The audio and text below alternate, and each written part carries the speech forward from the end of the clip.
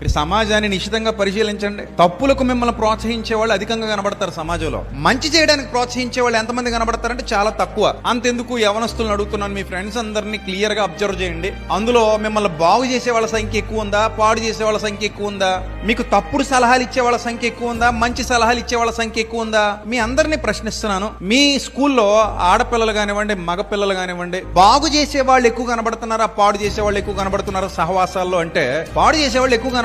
ఎందుకంటే వాళ్ళ హృదయం ఆల్రెడీ పాడైంది కాబట్టి, వాళ్ళ ఆలోచన విధానం పాడైంది కాబట్టి, చిన్నతనం నుంచి వాళ్ళు పాపాన్ని జుర్రుకుంటూ, పాపంలో దొర్లుకుంటూ పెరిగి పెద్దవాళ్ళు అయ్యారు కాబట్టి, వాళ్ళ మానసిక స్థితి చెడిపోయింది కాబట్టి, వాళ్ళు పక్కనున్న వ్యక్తిని చెడగొట్టడానికి ట్రై చేస్తారు తప్ప బాగు చేయడానికి ప్రయత్నం చేయరు. బాగు చేయాలన్న ఆలోచన వాళ్ళకు ఉండదు. ఏదో విధంగా ఇతడు కూడా మనతో పాటు చెడిపోవాలి, మనతో పాటు ఇతడు కూడా పాడైపోవాలి, మనతో పాటు ఈమె కూడా పాడైపోవాలి. అందుకే పాడైపోయిన స్థలాలలోనికి మిమ్మల్ని ఆహ్వానిస్తుంటారు, పాడైపోయిన స్థలాలలోనికి మిమ్మల్ని తీసుకుని పోవాలనుకుంటారు, పాడైపోయిన మార్గాల గుండా మిమ్మల్ని నడిపించాలనుకుంటారు. అందుకే దుష్ట సాంగత్యం మంచి నడవడిని, చెరుపును